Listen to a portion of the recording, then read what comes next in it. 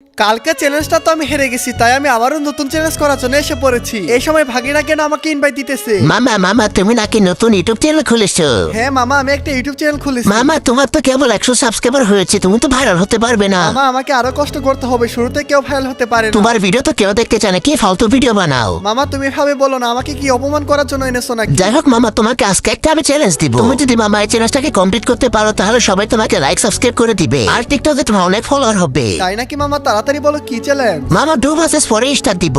যদি তুমি 5টা কিল করতে পারো তাহলে সবাই লাইক ফলো এবং শেয়ার করে দিবে। ঠিক আছে, কথা না বলে তাড়াতাড়ি স্টার্ট করে দাও মামা।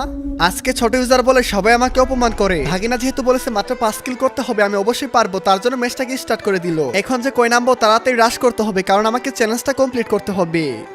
নামার সঙ্গে সঙ্গে আমি একটা ইউপি পেয়ে গেলাম। এখন একটা এনিমি দেখেছি, এখন যে করে হোক এটাকে মারতে হবে। অনেক কষ্ট শেষে আমি এনিমিটাকে মারতে পারি। উপরে ওঠা পরে দেখতে পারি যে আরেকটা এনিমি এসেছে এবং আমাকে অনেক ড্যামেজ দিয়েছে। তখন তাড়াতাড়ি আমি গ্লোয়াল মারি।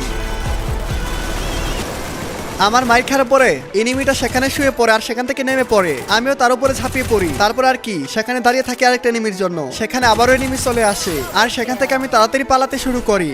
আমার যে কি পরিমাণ ডিস্টার্বটা করতেছে, কি আর করা, যেভাবে হোক মারতে হবে। তারপরে এই এনিমিটাকে আমি ফুল ড্যামেজ দিয়ে দিই। আরেকটা এনিমিকে যখন আমি মারতে চাই তখন আমাকে হেড মেরে দেয়। পরবর্তীতে আমি কোনো রিভাইভ পাইনি। তো বন্ধু, ভিডিওটা ভালো লাগলে অবশ্যই সাবস্ক্রাইব এবং টিকটকে দেখে থাকলে ফলো করে দিও।